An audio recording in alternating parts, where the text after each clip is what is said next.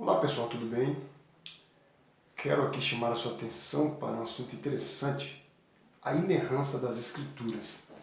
Para início de conversa aqui, eu quero chamar a sua atenção para a segunda carta de Paulo a Timóteo, capítulo 3, verso 16, que diz assim: Toda a Escritura é divinamente inspirada e proveitosa para ensinar, para repreender, para corrigir, para instruir em justiça. Bom, muitas pessoas, algumas pessoas que questionam a infalibilidade ou a inerrância das Escrituras, dizem que quando Paulo está usando o termo aqui Escritura, está se relacionando ao Antigo Testamento, mais propriamente dito ao Pentateuco, os 5 primeiros livros de Moisés. Concordo plenamente. Mas a revelação não parou com apenas os 5 livros de Moisés ou com os livros do Antigo Testamento, os Salmos e os Profetas. As Escrituras elas se completam no Novo Testamento. Santo Agostinho dizia que o Novo Testamento está escondido no Antigo Testamento e o Antigo Testamento está revelado no Novo. Ou seja, de uma forma relativa, definitiva e abrangente, as Escrituras são formadas pelo Antigo e pelo Novo Testamento. Então, tanto o Antigo Testamento quanto o Novo Testamento são inspirados por Deus. Dito isto, quero chamar a sua atenção para 3 argumentos que corroboram a inerrância das Escrituras. E o primeiro ponto, o primeiro argumento é a unidade na adversidade.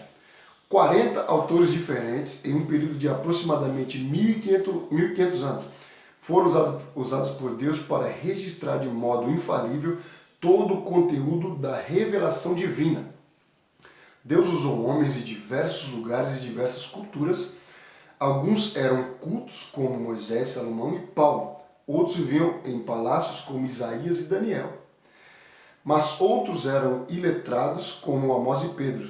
Esses homens escreveram para diferentes pessoas em diferentes eras, em diferentes linguagens, mas com absoluta concordância e harmonia.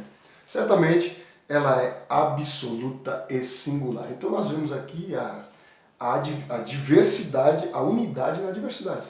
Foram homens de diversos lugares, diversas culturas, com um só propósito, o propósito pelo qual Deus levantou eles para escrever os seus conselhos e as suas vontades. Então, isso forma um pensamento único, uníssono da vontade de Deus.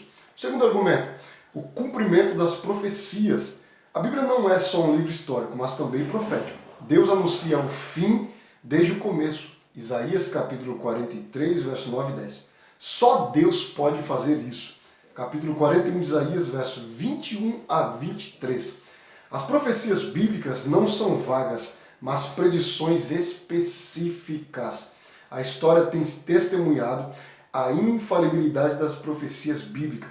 Cada profecia sobre Jesus, seu nascimento, vida, milagre, morte e ressurreição foi cumprida com exatidão. Então nós vemos aqui o cumprimento das profecias literalmente na pessoa do Senhor Jesus Cristo. E digo mais, existem profecias bíblicas que estão se cumprindo em nosso tempo. E nós podemos ver aí o fundamento da inerrância das Escrituras.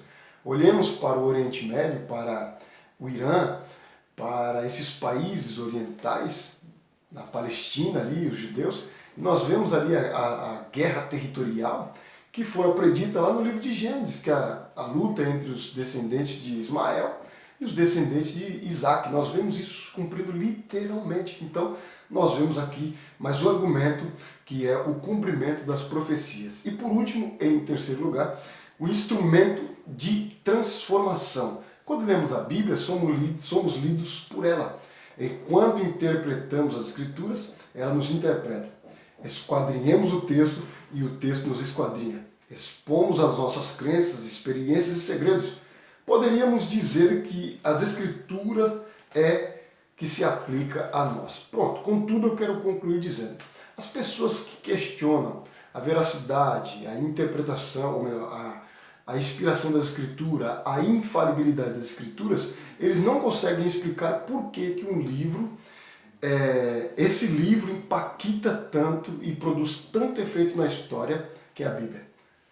Não existe outro livro na história que impacta e produz tanto efeito quanto a Bíblia Sagrada. A Bíblia Sagrada foi um instrumento para instruir, para se formar as leis, por exemplo, como direito. Precisa-se estudar a Bíblia. A Bíblia é instrumento de salvação, a Bíblia é instrumento de apoio e base de decretos morais. Quem é que pode me explicar uma coisa dessa? Então, meus irmãos, esses foram os 3 pontos que provam a inerrância e a infalibilidade das Escrituras. Contudo, dito isso, eu quero agradecer a sua atenção, deixar um grande abraço para você e até a próxima.